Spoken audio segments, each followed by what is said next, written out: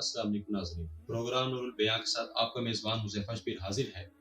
ناظرین کرام، رحمت کونین صلی اللہ علیہ وآلہ وسلم کا فرمان عالی شان ہے کہ تمام مسلمان جسد واحد کی طرح ہے۔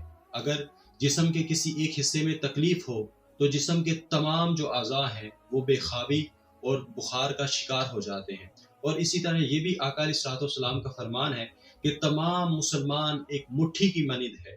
یہی وجہ ہے کہ اقبال بھی پکار اٹھے کہ ایک ہو مسلم حرم کی پاسبانی کے لیے، نیل کے ساحل سے لے کر تاب خاک کاشگر۔ ناظرین کرام، اگر ان فرامین کی روشنی میں اگر ہم اپنے عمل کو دیکھیں تو یقیناً ہمارا عمل جو ہے بالکل اس کے برخلاف نظر آئے گا، کیونکہ ہمارے جسم کی جو شاہ رگ ہے کشمیر، وہ گزشتہ 76 سالوں سے دشمن کے قبضے میں ہے کہ بھارتی جو ظالم سفاک حکمران ہیں انہوں نے کشمیری عوام کے بنیادی حقوق سلب کر کے ان کا جینا دوبر کر دیا ہے، کہ جن پر جو روزگار زندگی ہے وہ تنگ ہو چکا ہے۔ اس سب کے باوجود، ظلم و ستم کے باوجود کہ ہر روز میڈیا کوریج دیتا ہے، ایک ایک فرد تک آواز ان کی پہنچاتا ہے کہ 57 اسلامی ممالک کے حکمران آج وہ ان کے ضمیر سوئے پڑے ہیں، اور سوئے پڑے یہ تو بہت دور کی بات ہے، یہ کہنا بجا نہ ہوگا کہ ان کے ضمیر مردہ ہو چکے ہیں۔ اور جنید بغدادی رضی اللہ تعالیٰ عنہ وہ کہتے ہیں کہ اگر کسی کا ضمیر سو جائے تو اس کو بیدار کرنا آسان ہوتا ہے، لیکن اگر کسی کا ضمیر مردہ ہو جائے تو اس کو حیات بخشنا بہت مشکل بات ہے۔ ناظرین کرام، وہ کہاں ہے مغربی قوم جو خود کو اقوام عالم، وہ کہاں ہے جو خود کو انسانی حقوق کا پاسباں کہتی ہے، انسانی حقوق کا محافظ کہتی ہے، UN؟ آج کیا اس کو یہ ظلم و ستم نظر نہیں آتے؟ کیا کشمیر میں، برما میں، فلسطین میں جو عوام پس رہی ہے ان پر ظلم کیا جا رہا ہے؟ پھر وہ خواتین جو آزادی کے نعرے لگاتی ہیں، کیا ان کو کشمیر میں بھلکتی ہوئی خواتین کی صدائیں نظر نہیں آتی؟ ان کی لٹتی ہوئی عصمتیں نظر نہیں آ رہی؟ کیوں اس پر یہ نہیں بولتی؟ کیوں خاموش ہو جاتی ہے؟ ناظرین کرام، اور ہمارا حال یہ ہے کہ ہم صرف جو ہے 5 فروری کی چھٹی تو کر لیتے ہیں، لیکن اس کی جو مقصدیت ہے اس سے غافل ہوئے پڑے ہیں۔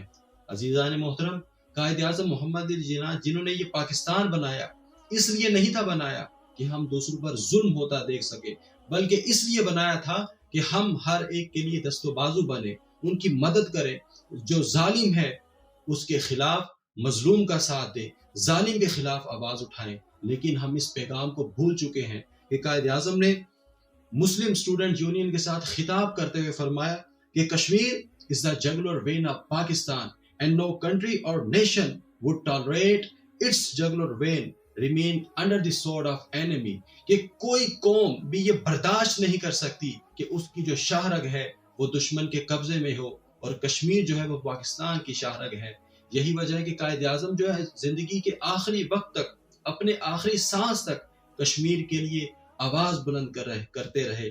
آپ کی جو بہن فاطمہ جناح وہ اپنی کتاب مائی بردر اس میں لکھتی ہیں کہ جب قائد اعظم کے آخری دن تھے، بستر مرگ پر تھے اور آخری سانسیں لے رہے تھے، اس وقت بھی ان کی زبان پر، ان کے لب صرف اس لیے حرکت کر رہے تھے، وہ کہہ رہے تھے کہ کشمیر کو آزاد کرو، کشمیری عوام کو ان کے حقوق دو۔ اس قدر قائد اعظم بانی پاکستان نے کشمیر کے حقوق کی آواز اٹھائی۔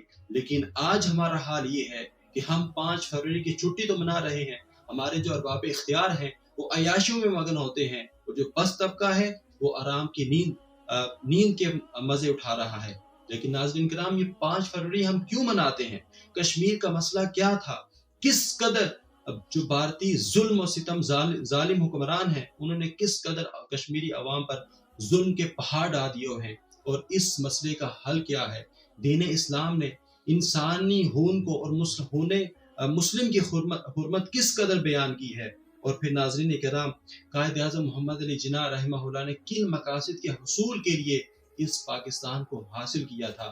تو ان تمام سوالات کے مد نظر آج کا جو ہمارا موضوع ہے وہ ہے پاکستان کی شاہ رگ کشمیر، اور اس میں ناظرین کرام آج میرے ساتھ شامل گفتگو ہوں گے ڈاکٹر محمد اکرم رانا صاحب، اور اسی طرح ناظرین کرام میرے جو آج کے دوسرے مہمان ہیں وہ ہیں ڈاکٹر ساجد محمود الازہری صاحب۔